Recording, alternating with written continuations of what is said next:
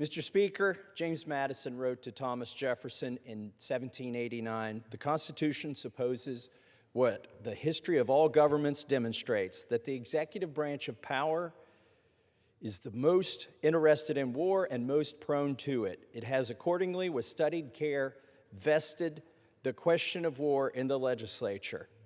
The Constitution is clear. Article 1, Section 8, Clause 11 of our Constitution provides Congress initiatory powers of war.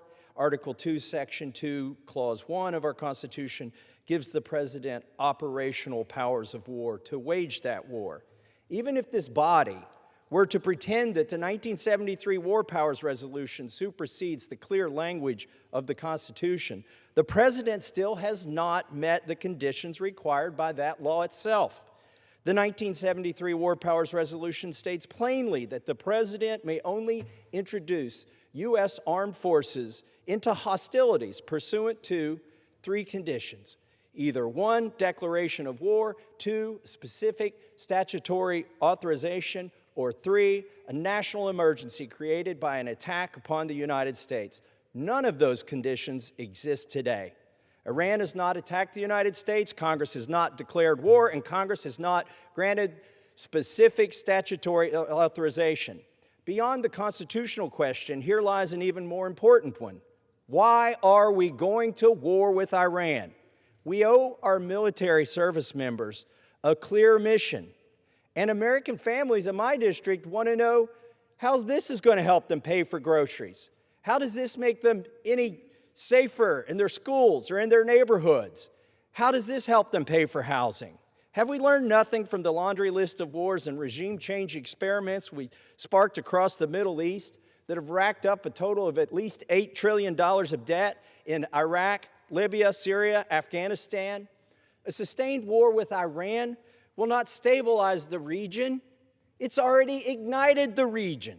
It will radicalize new generations of terrorists, and it will send more swarms of refugees into Europe and the United States. Iran is not Venezuela. The Ayatollah was not a president. He was a religious leader from a region notorious for radical Islamists.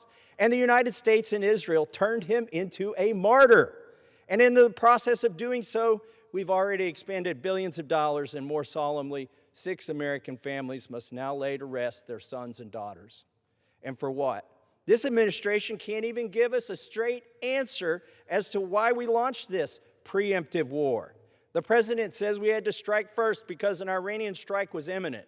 Meanwhile, the Department of Defense conceded there was no evidence of an imminent Iranian strike. Some told us this war was about nuclear weapons, but 6 months ago, we were assured our last strike on Iran decimated their nuclear program. So which is it?